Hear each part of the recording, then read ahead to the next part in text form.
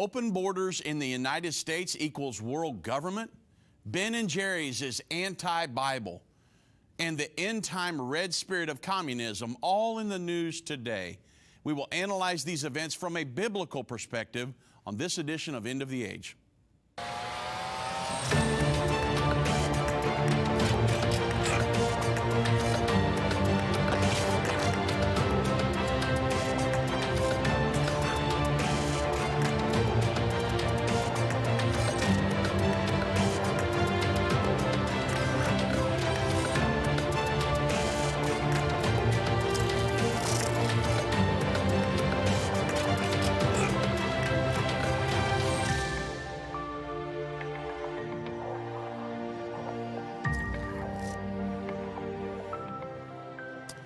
Good afternoon, everybody. I'm Dave Robbins with Endtime Ministries. Thank you so much for joining me on this edition of End of the Age. Now, this is kind of part two from yesterday.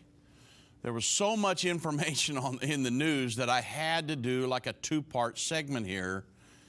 And we're going to get off into the border crisis. This is one of the things that I'll cover today.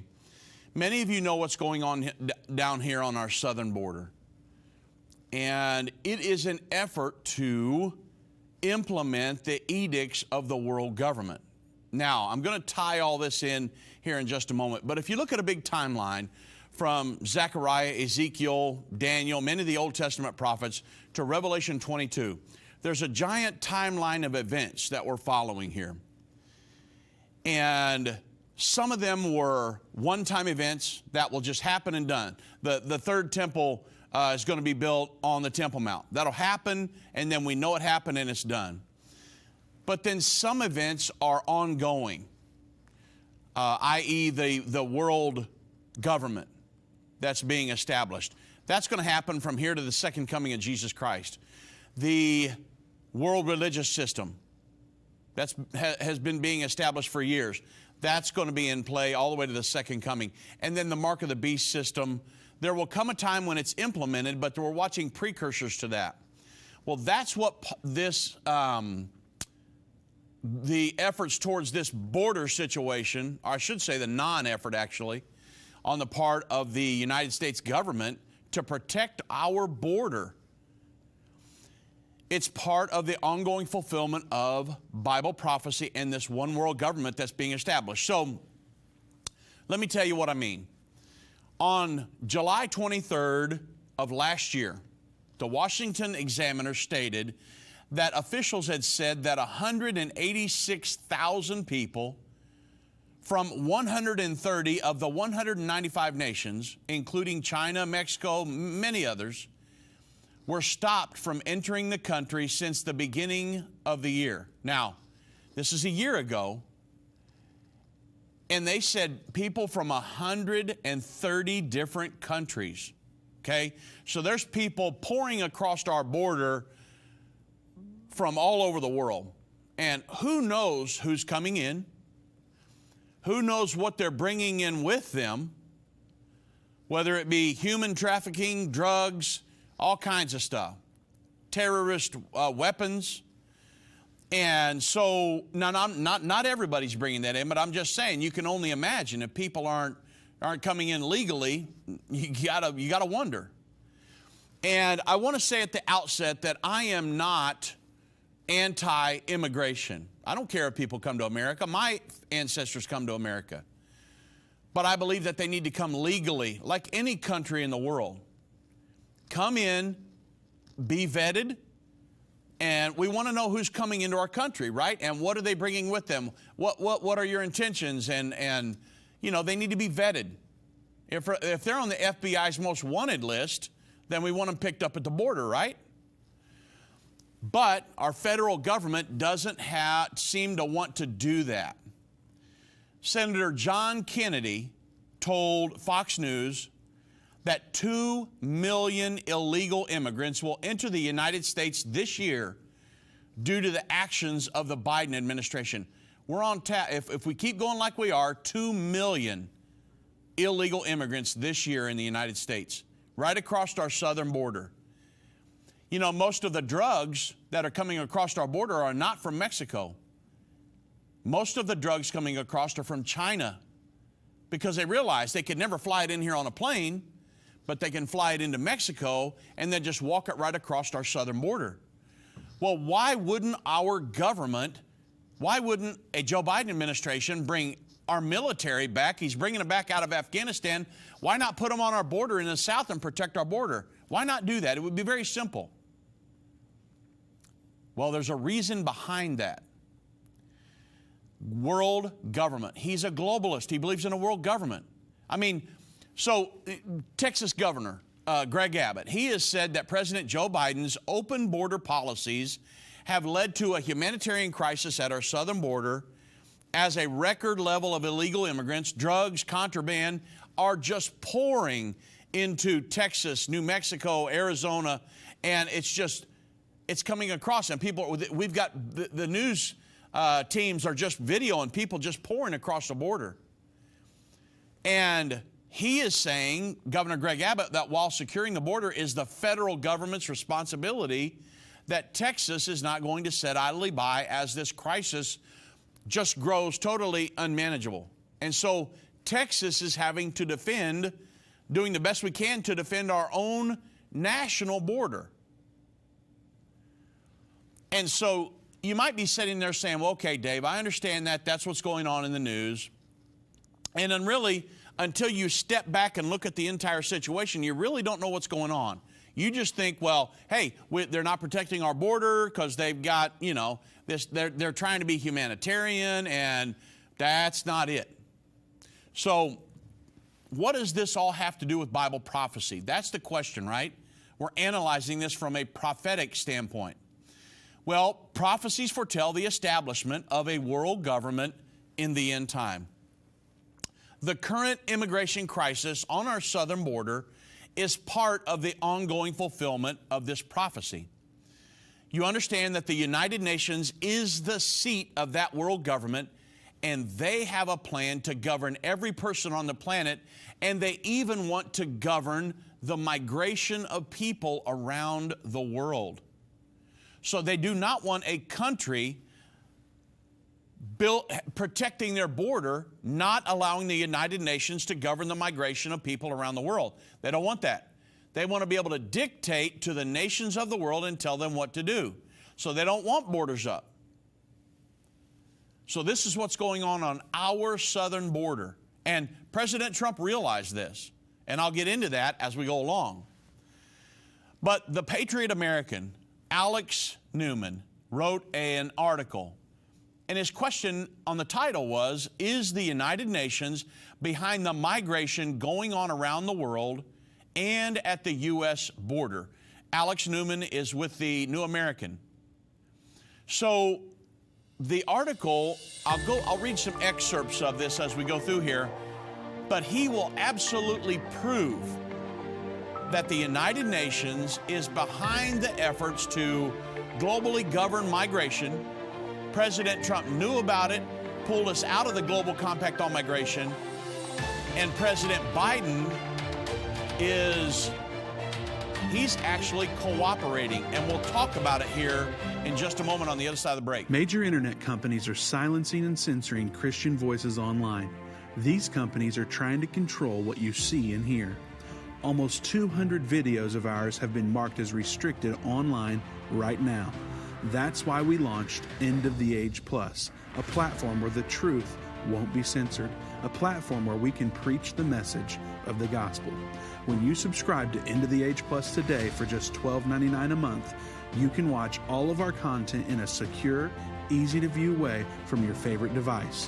When you go to watch.endtime.com and subscribe, you'll get instant access to all of our teaching resources, including Revelation, the Unveiling of Jesus Christ, Understanding the End Time, End Time Magazine, and so much more. We will not censor our message to comply with what the world deems as politically correct. Go to watch.endtime.com right now or search End of the Age Plus in the App Store or Google Play. We've seen Bible prophecy fulfilled like never before. From the halls of the United Nations to the Temple Mount in Jerusalem, Endtime Ministries continues to reveal the Bible prophecy in the news headlines around the world every day. Whether it's through our broadcast or online at our Jerusalem Prophecy College, your gifts enable us to put vital materials in the hands of those who need it most. Because of you, we continue to replace fear with faith in the hearts of Christians around the world. We will continue to see prophecy come to pass at an even swifter pace. We need your support. Your donation of any amount enables us to continue to broadcast and be a voice in the ever-growing censored media. To become a partner or give a one-time gift, visit endtime.com or call 1-800-END right now. That's 800-363-8463. Go online now. Visit endtime.com.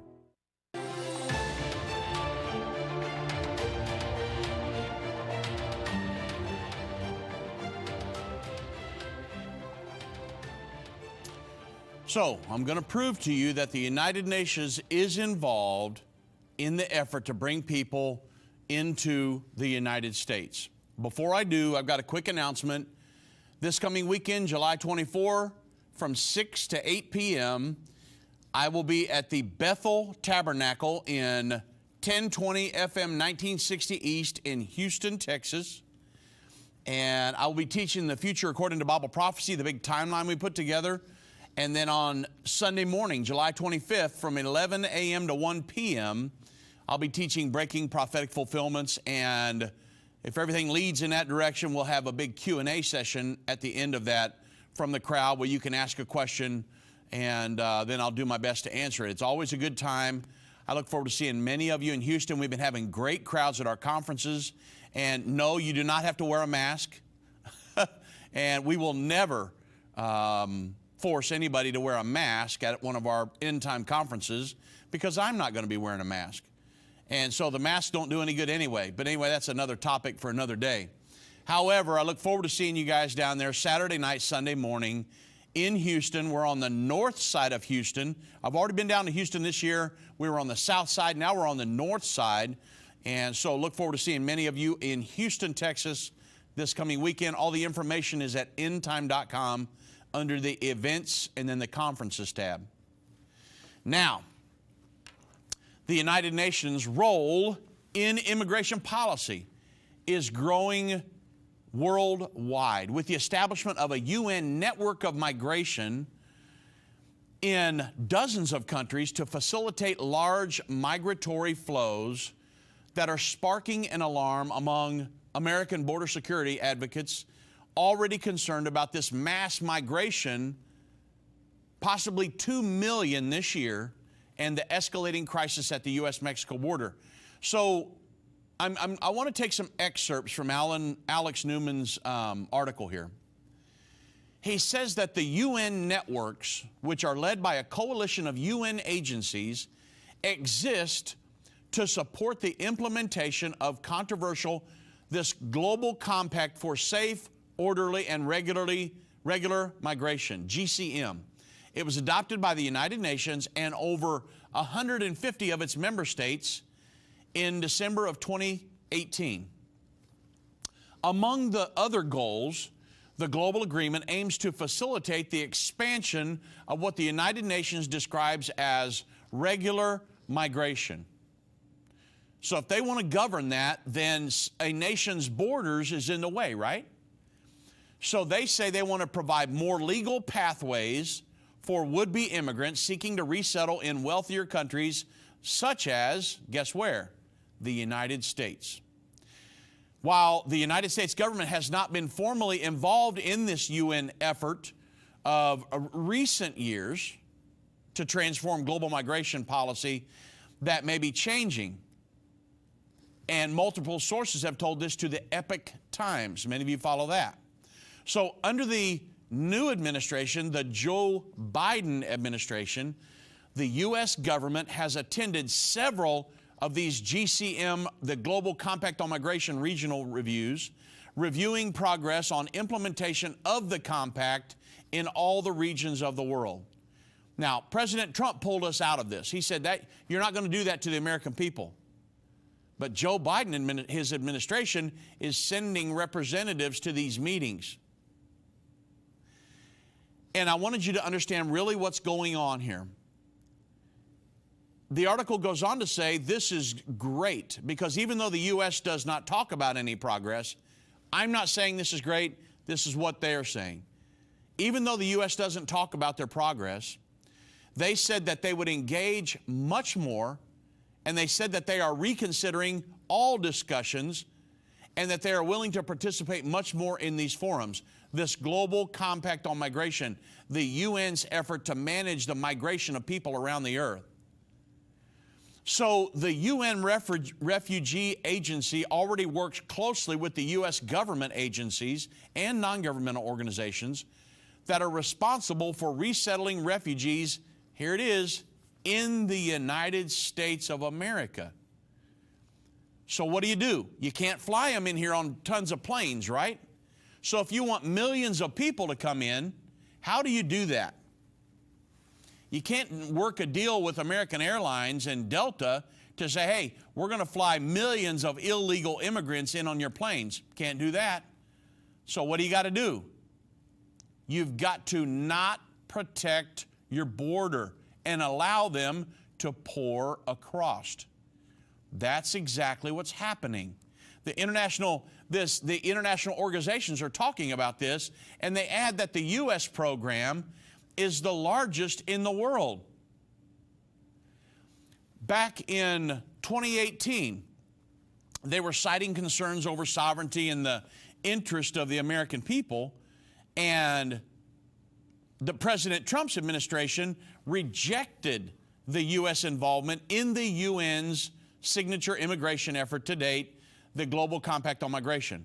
Nikki Haley pulled us, I guess it was the former Secretary of State, Rex Tillerson, and Nikki Haley, they pulled us out. Said it's not going to happen here under the Trump administration.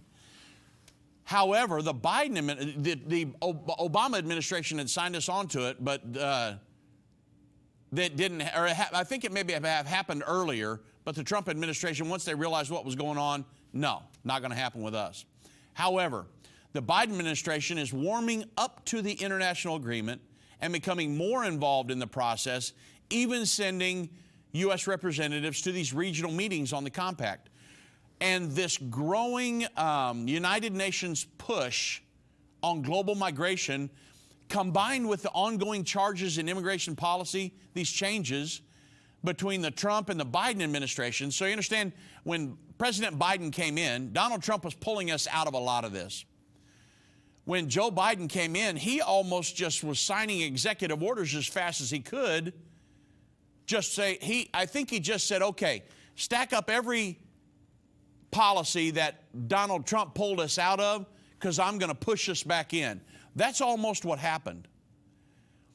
And so there was a huge dynamic going on here between the Trump and the Biden administrations. And they have numerous U.S. organizations dedicated to border security. They're very concerned. I mean, obviously. Imagine going down there with close to 2 million people in 1 year trying to storm your border and stop that from happening.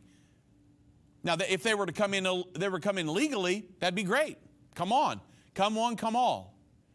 But let us vet you. Let us make sure, what are your intentions? Are you a terrorist? I mean, we want to know, right? So, in interviews with the Epoch Times, several leading figures in the immigration debate spoke out against the UN migration networks and the UN effort to get the U.S. government officially involved. But, get this, the United Nations. Now, you understand the United Nations, the seat of world government in the earth. Alger Hiss he was the architect of the UN Charter. He was a communist spy. The United Nations was created to be a communist one world governing body.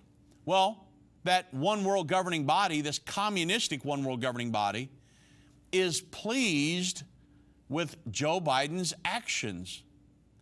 So far, the Biden administration has not publicly made any concrete moves to rejoin the UN Compact for safe and orderly regulated migration that President Trump pulled us out of.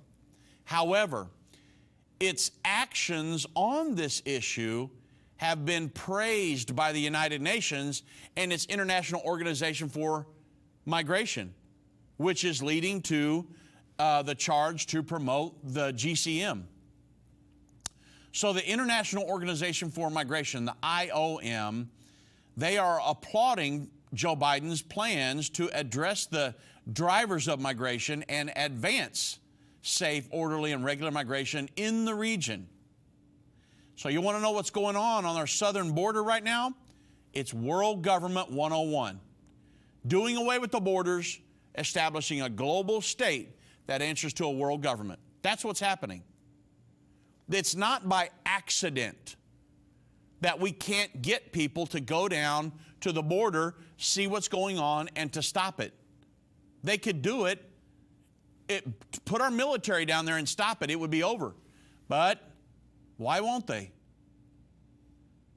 So the UN organization has talked about these things in statements released in early February using the precise language of the Global Migration Pact. So the Biden administration's executive actions on immigration, they say that the UN IOM has said that they will provide a framework to expand refugee settlement, and they added that in reference to Biden's orders is that it's going to increase the cap on refugees from less than 20,000 per year to over 120,000. But we know it's much more than that.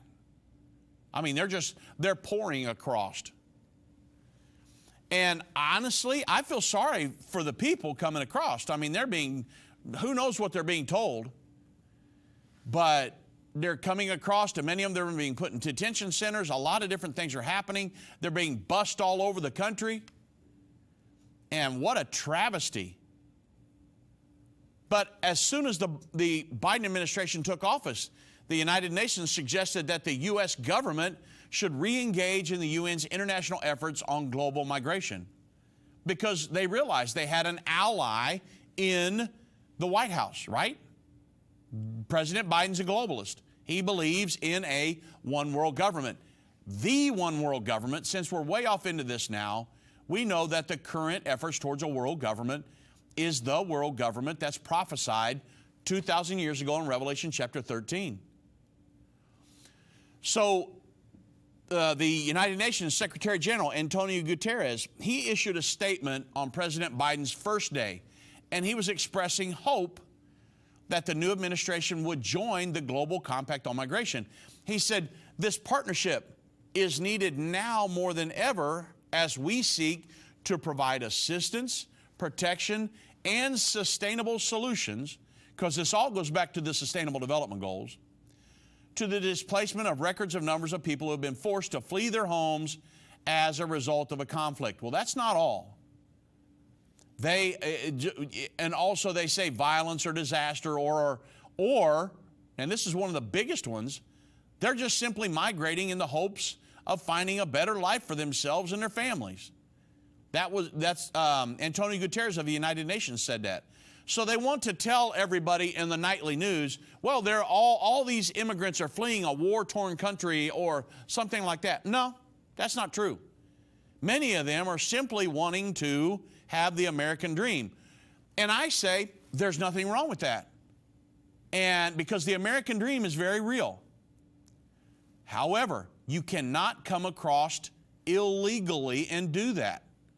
Come across, get vetted, put in all the paperwork, and hey, become a citizen.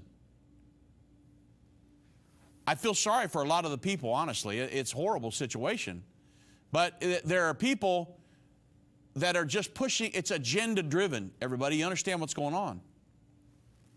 So President Trump actually led the global opposition to this. Under the Trump administration, he sought to reduce illegal immigration and some forms of legal immigration into the United States in favor of merit-based programs. The UN's efforts to boost its involvement in migration policy received a cold shoulder, which it should have. Didn't we sign a Declaration of Independence? Not interdependence, but independence. So we would not be governed by any foreign entity. But we've got an administration in there now that is pro-world government, pro a foreign entity. So now you can see what's going on at our southern border. Now, if you live in Maine, doesn't affect you that much. But if you live in Texas or New Mexico or Arizona, these southern states that are just feeling the brunt of it, I mean, it's firsthand, right? So, and it will bleed over into the other states before long. But it represented, President Trump's administration represented a clean break from the Obama administration, which in 2016 played a key role in the United Nations New York Declaration for Refugees and Migrants that eventually led to the Global Compact on Migration negotiated in the December 2018 summit in Morocco. So President Trump actually blasted the effort. And it was a forceful statement that was released by the U.S. State Department in December 7th of 2018, and it slammed the Global Compact on Migration as a flagrant attack on sovereignty that was unacceptable by the United States. He actually said the compact and the New York Declaration of Refugees and Migrants, which called for the development of the compact and commits to strengthening global governance. This is exactly what they're trying to do. They do not care about the people coming across no more than Santa Claus cares about the Easter Bunny. They don't care about that stuff. They don't care about their protection or safety. It's all about strengthening global governance, societal conditioning. It's them letting the United States know that we can do whatever we want, whenever we want. And if we've got people, our people on the inside, they'll allow it to happen. And so I've got just a little bit more to go on this topic. I'll hit it after the break, but what's going on the southern border is really, it is a crisis, and it's something that needs to be stopped. I would love to help the people in any way I could, but they need to come in legally, just like everybody else, every other country in the world. You've got to go in legally. And that's what's happening on our southern border. I wanted you to know about it from a prophetic perspective. Does the book of Revelation frighten you? Do its symbols confuse you? For centuries, the book of Revelation has been misunderstood and misinterpreted. In Revelation, the unveiling of Jesus Christ, Volume 1, Irvin Baxter unlocks the mystery of the book of Revelation with in-depth analysis and commentary like you've never heard before. This 10-part definitive DVD series and 268-page comprehensive commentary book covers the first 12 chapters of the book of Revelation, featuring on-location photography, classic artwork, and symbolic illustrations. You'll walk away with complete understanding and peace about the events happening during the final years on Earth. These comprehensive study tools, available for $299, will deepen your biblical understanding as you dig into the original intent of the book, answering the mysterious prophecies and symbols of the book of Revelation. Don't miss this special offer. Call now, 1-800-ENDTIME, or go to endtime.com to order. Call or go online now to get this comprehensive Bible study. Move Mountains with Irvin Baxter. This book by Irvin's grandson provides 30 days of devotion that will enhance your relationship with God and others. Authentic illustrations from early morning devotions at Endtime will help you find your purpose and eliminate fears. Commit to taking this 30-day journey and experience real life change. Get your book for only $14.99. Call 1-800-363-8463 or go to endtime.com/move. If your station only carries the first 30 minutes of End of the Age, go to endtime.com and click the watch button to continue today's broadcast. You can also finish up later by clicking the archive button.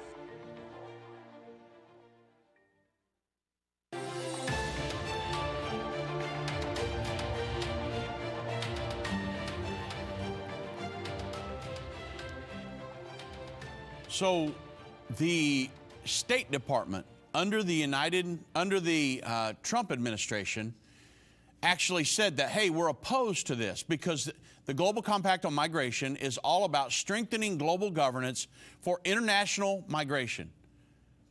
And it contains goals and objectives that are inconsistent and incompatible with U.S. law and our policy in the interest of the American people.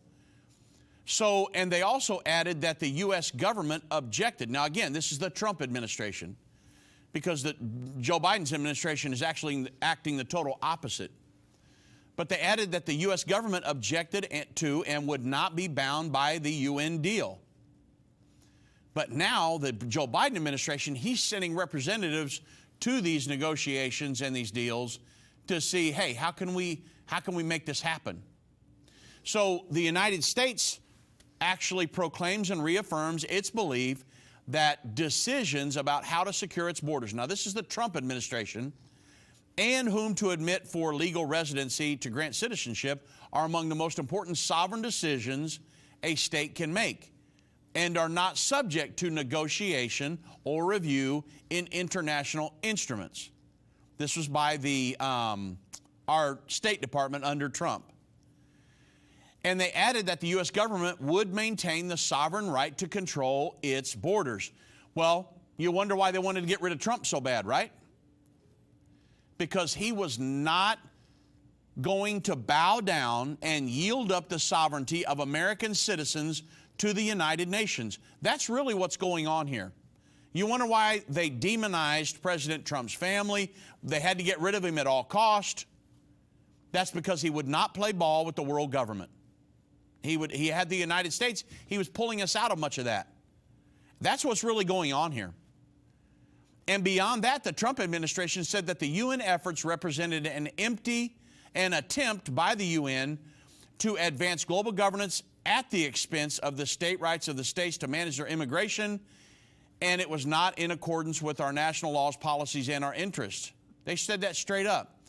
And that while the United States does honor contributions by the main immigrants who helped to build our nations, we can't support this compact or processes that which impose or has the potential to impose international guidelines, standards, expectations, or commitments that might constrain our ability to make decisions in the best interest of our citizens. So the State Department just told us straight up what was going on. Now, among other concerns, the Trump administration said that the UN compact was a threat to free expression, immigration enforcement, American workers, and even a proper understanding of our rights. So what did he do? Under the Trump administration, absolute withdrawal from the Global Compact on Migration. Why did he do that? Well, and this is the crux of the matter here, and then we'll get on to something else here in just a moment. But Strobe Talbott, you remembered, he was president of the Brookings Institute from 2002 to 2017, former Deputy Secretary of State under Bill Clinton, and he stated it very clearly. He wrote an article back in '92 in Time magazine, The Birth of a Global Nation. And he said this, and I want to quote, because this is what they're trying to create right now.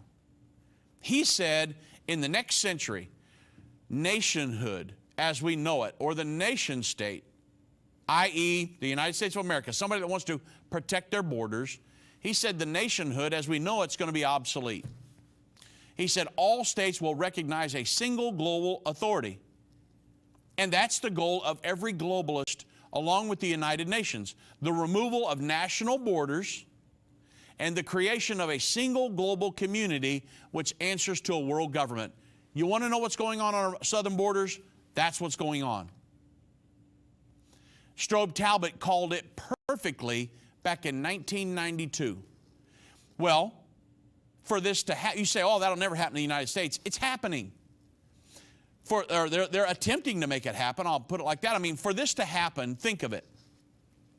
Nations would need to just throw their borders wide open.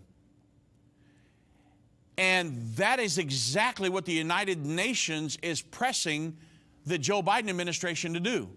I mean, so if you think about the United Nations Global Compact for Migration, according to the United Nations' own website, this Global Compact is a significant opportunity to improve the governance on migration, to address the challenges associated with today's migration, and to strengthen the contribution of migrants and migration to sustainable development. Like I said, everything goes back to the Sustainable Development Goals, the socialistic blueprint of the United Nations to govern every person on the planet.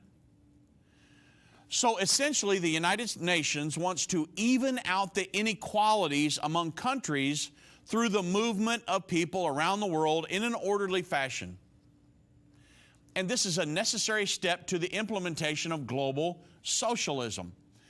The United Nations, through the Sustainable Development Goals, I won't take time to go through all that, but they want to dictate every single thing that happens to every nation on the planet, including they want to be able to say, there's too many people here, we want to move some out of there and move them into your country, whether you like it or not. So don't say anything about it, don't protect your borders, and we're going to push people in there by the millions.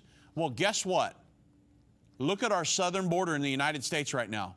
You wonder what's driving all of this?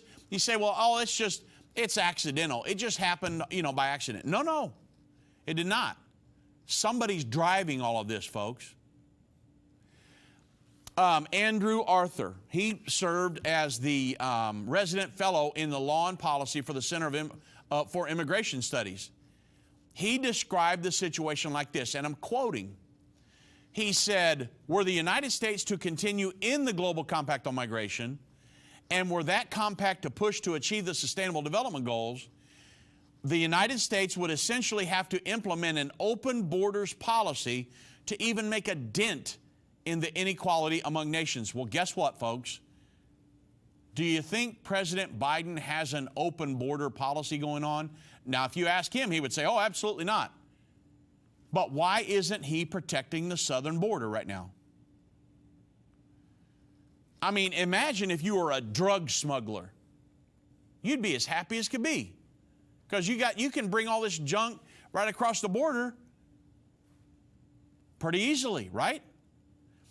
And really, just like the Paris Climate Agreement, the Global Compact on Migration is to be used to implement the global management system of the Sustainable Development Goals. They all goes back to that. And that's why the United States decided to end their participation in that the UN process of the Global Compact on Migration. And once the Trump administration recognized more global governing restrictions on the United States, that's what it was about, that they simply withdrew from the Global Compact on Migration. They said, no, it's not going to happen here in the United States. So, World Government 101. You're watching it happening right now. There's a tug of war in the United States.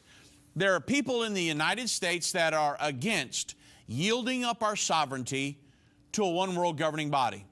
And so they're fighting against it. Now, Greg Abbott, the Texas governor, he actually thinks he's fighting against Joe Biden because Texas is having to protect our national border.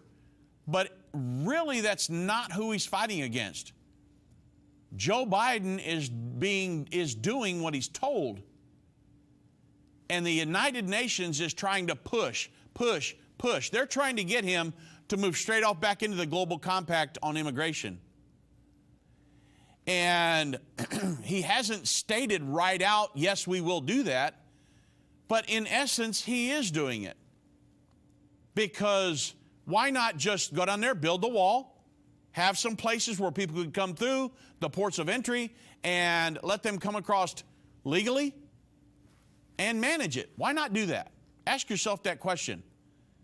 Because he's on board with world government. He's a globalist. That's what's going on our southern border. Again, I'm not against immigration, but come in legally like everybody else. What's wrong with that? If it's legal, you wouldn't have a problem. But with me, it's really the world government trying to tell the United States of America, supposedly a free nation, right? Who signed a Declaration of Independence because we come out from the tyranny of King George. We didn't want to be ruled by a foreign entity. So we have, our forefathers fought and died. They shed their blood to purchase this freedom that we have. And then we've had hundreds of thousands of people that have died since then to protect that freedom. But if you've got somebody who's a globalist, they're going to be willing just to yield it up, because it's agenda driven at this point. And that's really what's going on on our southern border. Now, let me shift gears, and I'll try to go through at least one more, maybe two, for the end of the program. This is all Bible prophecy, folks. We're watching it happen.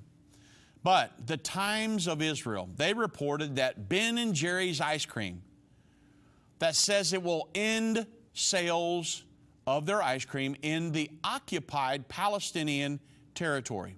Now, you understand that the Bible says, Matthew chapter 24, Jesus warned that when you see the abomination of desolation occur, when the Antichrist will stand in a rebuilt Jewish temple claiming to be God, that the Jews in Judea would need to flee. So there's going to be a geopolitical situation going on at that time. We know there's going to be a two-state solution created, and the Jews living out in the West Bank, Judea, Samaria out there, will need to flee because they're going to be under the reign of, in the Palestinian jurisdiction. Well, the area out there, the international community, we can see the stage being set for this because the international community is against those settlers out there that settled out in the West Bank. They're against them. They say it's illegal for them to be out there in the eyes of the international community. So they're getting corporations and different things around the world. It's really a Palestinian-led thing, but the world government could stop it. But they've got an agenda-driven thing. It's called BDS, Boycott, Divest, and Sanction. And a lot of people are getting on board with that. Now, I'm not saying Ben & Jerry's is specifically with the BDS, the Boycott, Divest, and Sanction. But what they're doing is they're in the same lane as them. Now, so what's going on? Well, the Ben & Jerry's ice cream giant, they announced Monday that they will no longer distribute their products in the, they say, the occupied Palestinian territory, apparently referring to the West Bank settlements, though the flavors will remain available in Israel. So you understand, there's Israel proper, and then there's the West Bank. So that's the area in question here.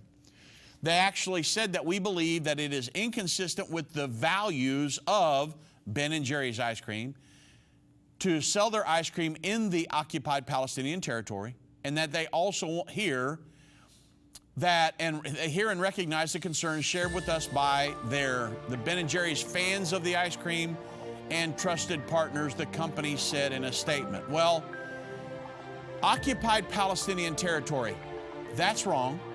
That's a wrong statement. That's a misleading statement. And I'm going to tell you why when we get back, and why it's anti-Bible that they should be against those Jews that live out there in the settlements. Most of us walk around day by day blind to the prophecies being fulfilled right before us. Every news report brings a new piece to the puzzle in the race towards the final 7 years and the second coming of Jesus Christ. Now, more than ever, it is important for God's people to understand the times in which we are living. On November the 12th, 2013, we opened our Jerusalem Prophecy College in downtown Jerusalem. These same courses are now available online for people who are unable to attend the classes in person. We welcome students to join us and discover the link between current events and the prophecies of the Bible. Take your place in the prophecy of Daniel 11:33. Enroll in the Jerusalem Prophecy College today. Go to JerusalemProphecyCollege.com.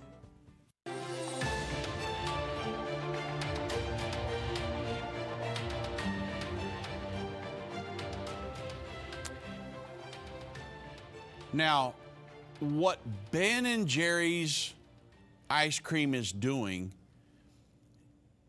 is they are promoting, in doing this, they're promoting the Palestinian cause rather than the Israeli cause in this situation. I mean, Ben & Jerry's is really ignoring historical facts by calling Judea, Samaria occupied Palestinian territory. When we take our tours to Israel, we always make sure everybody understands that it is not occupied Palestinian territory. That's what the international community wants to label it, occupied Palestinian territory. And what it does, it gets people in the mindset of, well, hey, those Jews that are living out there, they're in the wrong, and we shouldn't support them. But that's not true. It's a misleading statement. And they call it, this Judea and Samaria, occupied Palestinian territory, because since the territories were, it's a misleading statement, because the territories, they were never a part of an entity called Palestine. There's never been a Palestinian state, in other words. Israel captured the West Bank from Jordan in the 1967 Six Days War. Jordan, up until that point, had illegally occupied that area from 1949 to 1967. It was never, that area was never the Palestinians' territory.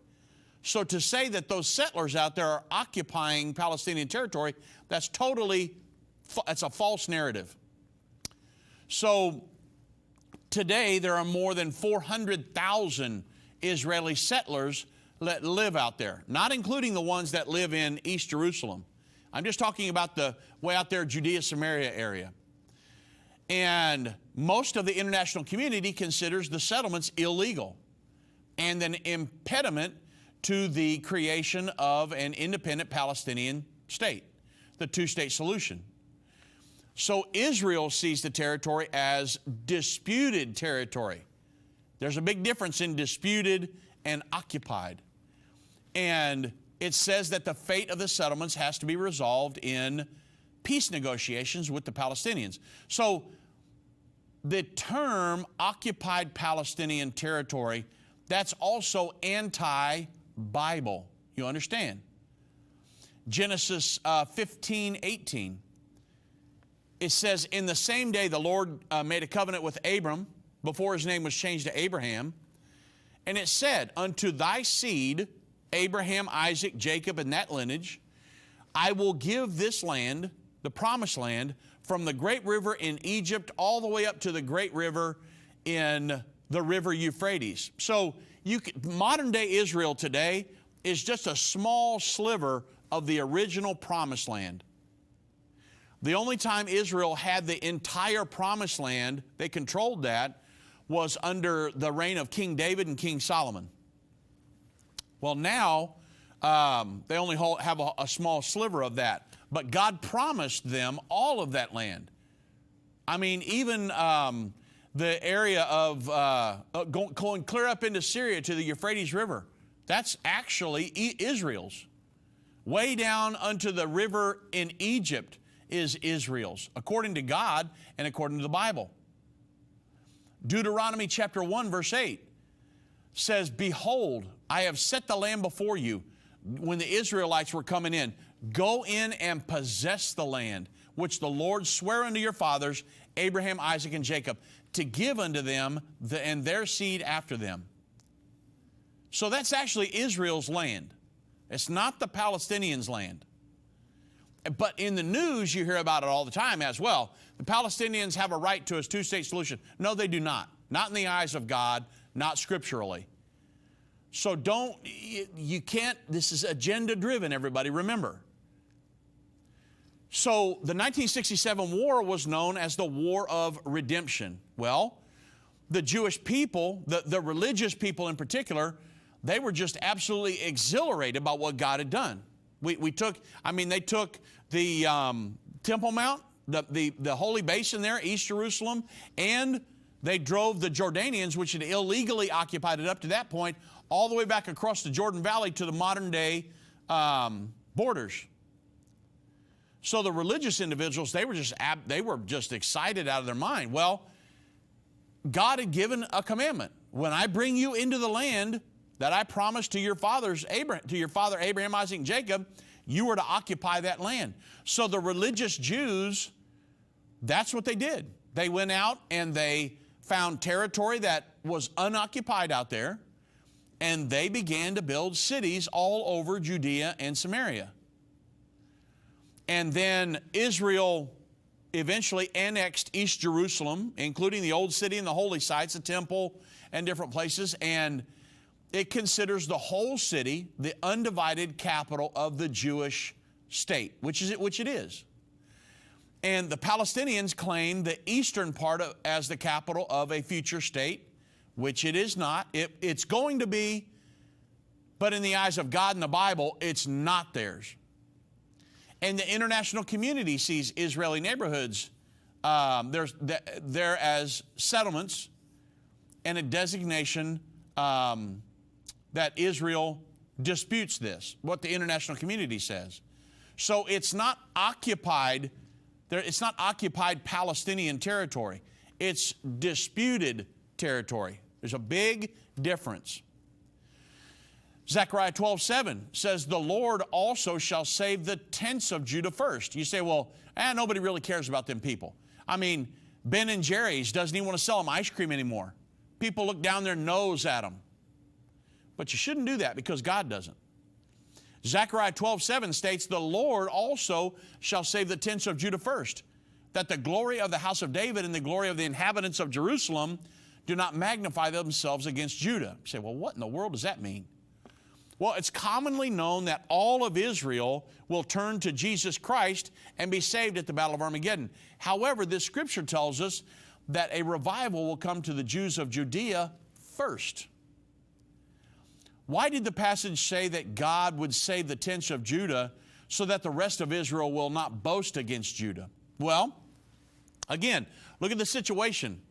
Today, the Jews living in pre-67 borders, Israel, or considered Israel proper. Now, Ben & Jerry's ice cream, they said that they would actually continue to sell ice cream to Israel proper, but just not out to Judea, Samaria area. So the Jews living in pre-1967 Israel, let's call it that, they look down on the Jews in Judea. They view them as a religious extremists that are causing trouble for Israel with the international community. And many of them actually believe the settlers are endangering the future of the nation of Israel. But in God's eyes, that's a very big statement. Think about that. But in God's eyes, I really don't care how the international community sees it. I want to know what God sees. I mean, that's the most important thing, right? In God's eyes, the Jews in Judea are trying to obey His commandment to occupy or possess the land. And consequently, God said that He said, hey, I'll tell you what I'm going to do. I'm going to save the tents of Judah first so that their less devout brethren will not boast against them. And now you know why the land of Israel is disputed territory. You always see it in the news all the time. Occupied territory by the Jews out there. No. They're not occupying Palestinian land. Do not believe that for 1 minute. That is not true. The land is disputed land by the Israelis, and it's not illegally occupied territory in the eyes of the international community. It is in the eyes of the international community, but not for a Bible-believing, Bible-teaching Christian, and certainly is not deserving of being boycotted by companies around the world. That is totally wrong and false.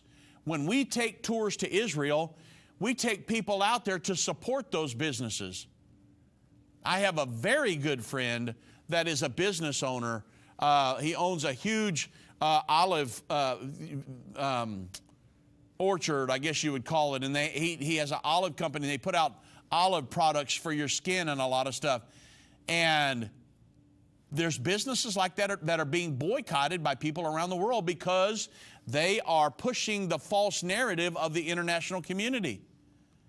And that's something we cannot do. Do not believe the false narrative, because those Jews that are living out there in the West Bank, in Judea, Samaria, those are the Jews that we will warn. Those are the Jews that Jesus warned to flee. When you see the abomination of desolation, 3.5 years before His second coming, you've got to flee the area because, He said, don't go down. If you're in the top of your house, don't go down into your house to grab your billfold and your clothes. Just hit the ground running. If you're out in the field working, don't go back. Run, because there's going to be a great slaughter. It's going to be the great tribulation. There's going to be horrible persecution out there. And so it's a New Testament prophecy. What's End Time going to do? We're going to go out there and warn them. We're going to send a magazine prior to that happening, warning them what's coming. And I know many of you are on board with that. You bought into the vision because it's scriptural. And we're going to warn those people, and we're going to go on a door knocking campaign. We're going to door knock every home out there. So that's a huge project. Yeah, but nothing is big with God. God can help you through anything.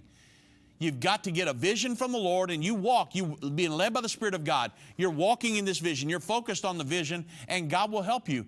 That's the way End Time Ministries has functioned for several decades now. And we can't get off into the end time just in the near future and say, well, these projects are too big. No, I'm going to be involved in something that is big. I want to win millions of souls before this thing's over with. And I want to go out and preach and teach the gospel of the kingdom of God to this entire world. I had a friend of mine who is think about this. I want you to hear this. I had a friend of mine who is a missionary to Azerbaijan, Muslims. And he's going in there and he's winning Muslims, teaching them the gospel of the kingdom of God, and they are converting to Christianity. You say, well, I didn't think that was possible. It absolutely is possible. God gave him a call to Azerbaijan. And these people will, and get this though, what I wanted to tell you. When he went in there, he found out that they had been watching end of the age television program on TV. And he said, I can go up and just start trying to talk to them about fishing or whatever. And they're like, nah, we don't want to hear about it.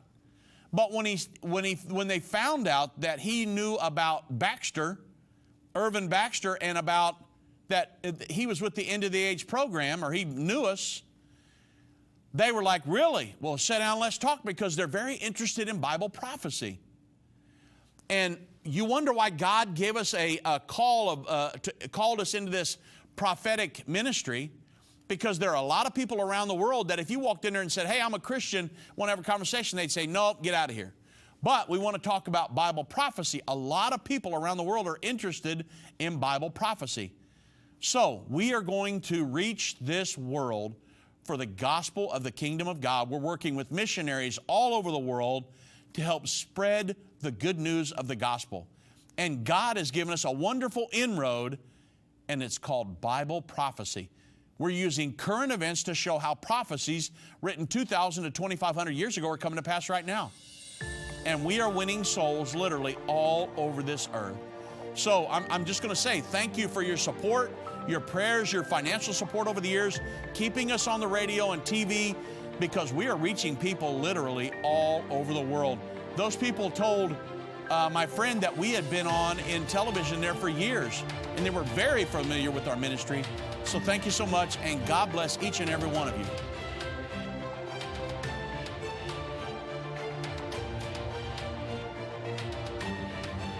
This has been End of the Age, brought to you by the faithful partners of End Time Ministries.